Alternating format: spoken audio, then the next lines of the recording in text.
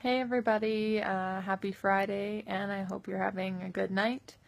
So this is my day 5 of my 21-day vulnerability Facebook Live chats.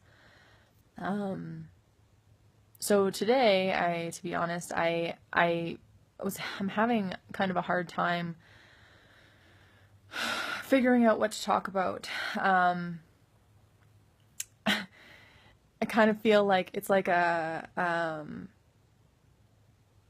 like being vulnerable is like a muscle that I haven't used very often. So it's tired. And I've used it a lot during the day too. Like when I'm not Facebook Live with you guys, I am also, living a life. And funny enough, being vulnerable on Facebook has kind of shimmied its way into the rest of my life and has caused me to be a lot more vulnerable every day, which can be quite emotional. So anyway, so today I kind of was like, well, let's look up vulnerability. What does it say on Wikipedia or whatever? And what caught my eye actually was invulnerability. And the way that they were talking about it was kind of in regards to computer games, when you get an invulnerability cheat code, and how when that happens, basically they call it God mode. So you're not, you don't get hurt, you don't feel anything, everything's great, you can, you never die. And I kind of thought that was interesting how they called it God mode, because it's only if you cheat that you can get God mode.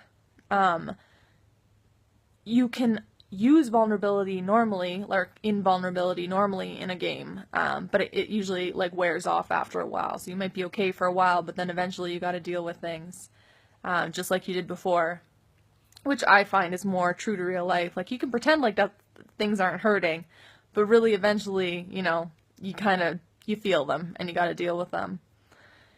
And I really feel like you can maybe hit that God mode one time. And by doing that, you have to go through through the vulnerability. You have to deal with your crap. Because when you do, those things that used to like really hurt you don't hurt you anymore. And that's true God mode. When the things that used to be able to bother you don't. And you can look at them and just say, oh, that's a part of who I am.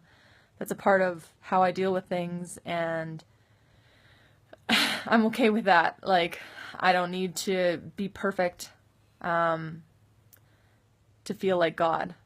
I can be who I am and deal with things the way that I deal with things, and that's me feeling like God.